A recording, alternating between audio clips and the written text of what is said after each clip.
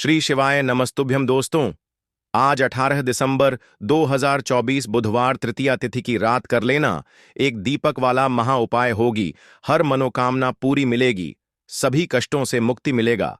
भगवान गणेश का ऐसा आशीर्वाद जिससे आपके जीवन में होगी धन की वर्षा, जैसा कि आप सभी लोग जानते हैं कि आज बुधवार पड़ रहा है, इसीलिए यह दिन बहुत ही खास है। आज आपको सिर्फ और सिर्फ एक दीपक वाला उपाय करना चाहिए। यह उपाय इतना खास है कि अगर आपने सही मुहूर्त पर सही क्रिया अनुसार एक दीपक वाला उपाय कर लिया, जो प्राचीन काल के समय का महा उपाय है, तो मान के चलिए दोस्तों, भगवान गणेश के आशीर्वाद से आपके जीवन का कितना ही बड़ा दुख हो, उससे आपको मुक्ति मिल जाएगी। आपकी कोई भी मनोकामना हो, मान लीजिए आप नौकरी की तैयारी कर रहे थे, आपकी नौकरी लग जाएगी, आपका बंद पड़ा व्यापार चल पड़ेगा।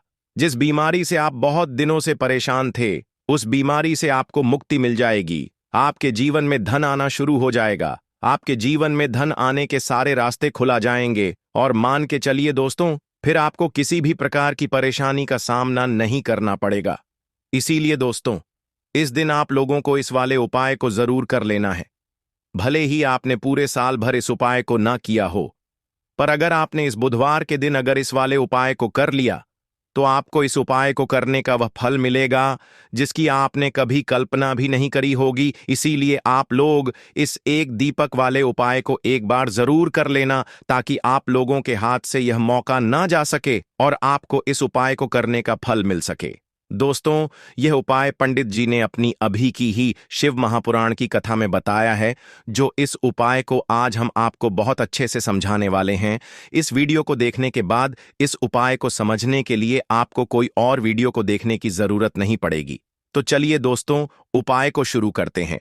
उससे पहले, हे भगवान गणेश, आपके इस वीडियो को जो भी लाइक और चैनल मतंग दृष्टि को सब्सक्राइब करें, उसके जीवन में कभी दुख दर्द मत आने देना। साथ ही साथ कमेंट बॉक्स में 5 बार है जय गणेश जरूर लिखें, ताकि भगवान गणेश की कृपा आप सभी को प्राप्त हो सके।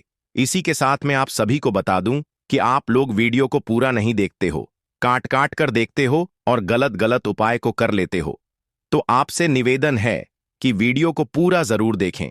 देखिए दोस्तों, यह बुधवार का दिन यह इतना खास होता है, इतना महत्वपूर्ण होता है, देखा गया है कभी कभी बड़े बड़े पूजा पाठ अनुष्ठान से जो मनोकामना पूर्ण नहीं होते, वह बुधवार के दिन एक छोटे से उपाय करने से ही आपकी मनोकामना पूर्ण हो जाती है। और बहुत सारे लोगों ने इस उपाय को किया भी है और उनको इस उपाय को करने का फल भी जरूर मिला है। अगर आप लोग भी इस उपाय को करना चाहते हैं, तो आप इस उपाय को पहले अच्छे से समझ लेना, सुन लेना, उसके बाद करना। आपको इस उपाय का फल जरूर मिलेगा। और इस उपाय को कर लेने से आपके घर में चाहे किसी भी प्रकार की दुख और समस्या क्यों ना चल रही हो, आपको उसका कारण भी नहीं पता है कि भाई यह समस्या किस कारण से चल रही है। उसका कुछ भी कारण हो सकता है, जैसे पितृदोष हो सकता है या किसी भी तरह का मंगल दोष भी हो सकता है। तो दिन आप लोगों को यह वाला उपाय कर लेना है। यह एक ऐसा उपाय है जिस उपाय को अगर किसी विशेष दिन पर किया जाए, तो भाई उस विशेष दिन का जो है वह तो हमें मिलता ही मिलता है। पर हमने उस दिन पर इस एक दीपक वाले उपाय को किया है, तो हमें उससे भी बड़ा फल मिलता है और फल बहुत जल्दी मिलता है, क्योंकि आप इस उपाय को बहुत ही बड़े और विशेष दिन पर कर रहे हो।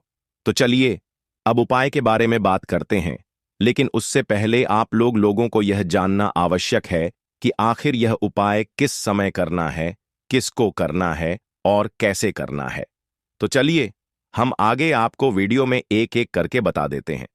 तो दोस्तों, एक दीपक वाले उपाय को हमें इस बुधवार के दिन कैसे करना है, किसको करना है, किस समय करना है और कहां पर करना है, ये सारे सवालों के जवाब आपको इस वीडियो में मिल जाएंगे। और जो यह वीडियो देखेगा भाई, उसको एक दीपक वाला उपाय जरूर करना चाहिए, क्योंकि इस दिन शत्रुओं और किसी भी दोष की, किसी भी बीमारी से मुक्ति पाने के लिए एक दीपक का बहुत ही बड़ा और विशेष महत्व होता है। और जब बात आ जाए एक दीपक की, तो यह सोने पर सुहागा वाली बात हो जाती है और यह एक बहुत ही बड़ा उपाय हो जाता है। अब दोस्तों, इस एक दीपक वाले उपाय को आखिर करना किसको है, सबसे पहले हम लोग वह बात जान लेते हैं। तो देखो, घर की जो बड़ी माताएं बहनें होती हैं, उन माताओं बहनों में से कोई भी एक बड़ी माता बहन इस वाले उपाय को कर सकती है। और दोस्तों, अगर आप चाहे तो अपने घर में से सभी सदस्यों को भी इस उपाय को करवा सकते हैं। अगर किसी व्यक्ति की खुद की कोई मनोकामना है, खुद की कोई दुख और परेशानी है, जो कि वह अपने लिए ही करना चाहता है इस वाले उपाय को, तो वह खुद अपने लिए भी कर सकता है। बाकी अगर कोई घर में से ऐसा है जो कि अपने पूरे घर परिवार की सुख और शांति के लिए यह वाला उपाय करना चाहता है, तो भाई वह भी कर सकता है। उसमें भी कोई दिक्कत वाली बात नहीं है। कहने का मतलब यह है कि इस उपाय को हर एक सदस्य भी कर सकता है और पूरे घर परिवार के सदस्य के लिए घर की बड़ी माताओं बहनों में से कोई एक माता बहन भी कर सकती है। माताएं बहनें अगर घर में उपस्थित ना हो या वह यह वाला उपाय न कर पा रही हो, तो फिर घर का कोई बड़ा सदस्य भी इस एक दीपक वाले उपाय को कर सकता है, चाहे फिर वह पुरुष ही क्यों ना हो। उसमें कोई भी दिक्कत वाली बात नहीं है। अब दोस्तों, एक दीपक वाले उपाय को हमें करना कहां पर है? देखो, इस उपाय को हमें मंदिर में ही करना है। बहुत सारे लोग प्रश्न करते हैं, हर एक उपाय को करते समय क्या हम इस उपाय को घर पर या मंदिर में कर सकते हैं? देखो, तो इस वाले उपाय को आप मंदिर पर करोगे तो अच्छा रहेगा, घर में नहीं करना है इस वाले उपाय को। उसके बाद में दोस्तों, जो अगला प्रश्न निकल कर आता है वह यह आता है इस उपाय को लेकर कि आखिर इस उपाय को हमें किस समय करना है, सुबह के समय करना है कि शाम के समय करना है? तो देखो, इस वाले उपाय को आप लोग सुबह के समय भी कर सकते हो और शाम के समय प्रदोष काल में भी कर सकते हो। अब अगर आप पूछो कि भाई सबसे उत्तम समय कौन सा रहेगा इस एक दीपक वाले उपाय को करने का, तो हम आपसे बस यही कहेंगे कि इस उपाय को आप शाम के समय करेंगे तो ज्यादा बेहतर होगा, क्योंकि बुधवार का दिन है और इस दिन प्रदोष काल के बहुत महत्व होता है। बाकी अगर सुबह के समय भी करेंगे तो भी अच्छा होगा, उसमें कोई भी दिक्कत वाली बात नहीं है। तो अब दोस्तों, जो अगली सबसे बड़ी और महत्वपूर्ण बात आती है वह यह आती है कि सुबह अगर हम उपाय को करेंगे तो हमें कितने बजे से लेकर कितने बजे तक के बीच में करना है, और शाम के समय प्रदोष काल में करेंगे तो हमें कितने बजे से लेकर कितने बजे के बीच में करना है। तो देखो, सुबह जितनी जल्दी हो सके आप उपाय को करने की कोशिश करना। बाकी अगर किसी कारणवश लेट भी हो जाओ, थोड़ी देर भी हो जाए तो देखो, सुबह जितनी जल्दी हो सके आप उपाय को करने की कोशिश करना। बाकी अगर कि किसी कारणवश लेट भी हो जाओ, थोड़ी देर भी हो जाए, तो 10 या 11 बजे तक भी आप उपाय कर लेना, पर 12 बजे से ज्यादा देरी ना हो। ठीक है, इस बात का ध्यान रखना।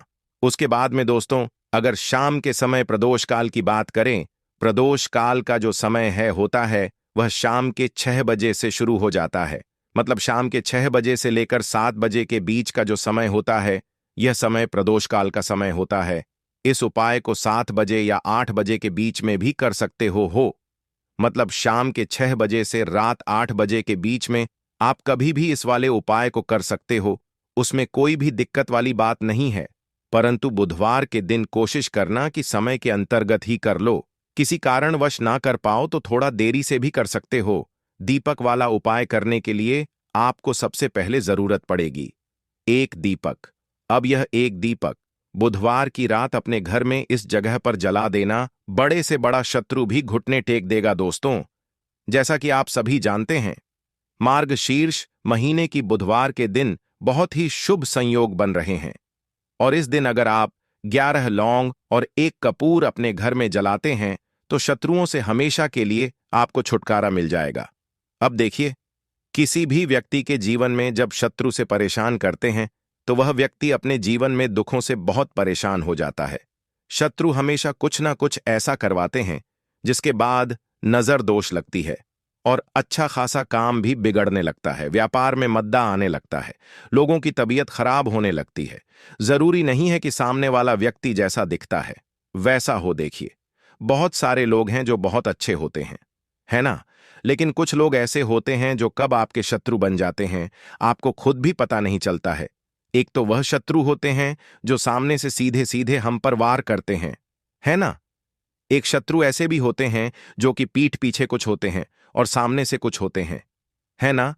ना तो ऐसे शत्रु होते हैं गुप्त शत्रु, और ऐसे शत्रुओं से हमेशा आपको बचकर रहने की जरूरत होती है। आप अपने शत्रुओं को शांत भी कर सकते हैं और इस उपाय को करने से आपको शत्रुओं से छुटकारा भी मिल जाएगा। लौंग जो होती है यह शिविर शक्ति का स्वरूप होती है और आप सभी जानते हैं कि महादेव जिसके साथ हो ना, साक्षात काल भी आकर उसका कुछ बिगाड़ नहीं पाता है।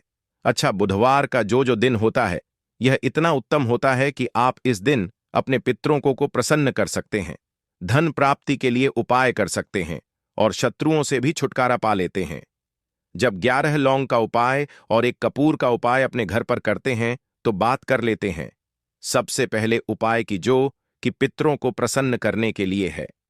देखिए, पितृ जब किसी की किसी से नाराज हो जाते हैं, न तो उस व्यक्ति के जीवन में बीमारियां, दुख, धन की समस्याएं लगातार बढ़ती हैं, तो कोशिश करें कि हमेशा मावस के दिन आप अपने पितरों को प्रसन्न करने के लिए उपाय करें।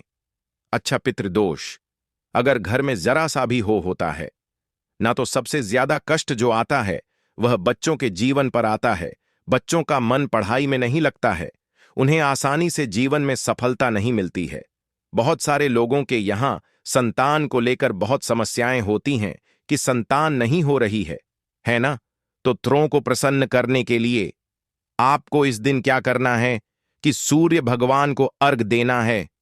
तो थोड़ा सा तांबे का लौटा अगर हो तो तांबे के लौटे में जल भर ले, वरना किसी भी लौटे में आप जल लें। उसके अंदर आपको क्या करना है, थोड़े से अक्षत के दाने डालने हैं, थोड़े से चावल के दाने, थोड़ी सी केसरी डाल लें, अगर लाल फूल है तो लाल फूल डाल लें और सूर्य भगवान को अर्घ दें। अगर भी आप जल चढ़ा देते हैं, अर्घ दे देते हैं, तब भी आपके घर से पितृदोष दूर होता है। तो जब भी आप बुधवार के दिन सूर्य भगवान को अर्घ देते हैं, इससे आपके पितृ प्रसन्न होते हैं। साथ ही साथ अगर आप कर सकते हैं तो पीपल का जो पेड़ होता है, इसमें भी हमारे पितरों का वास माना जाता है दोस्तों।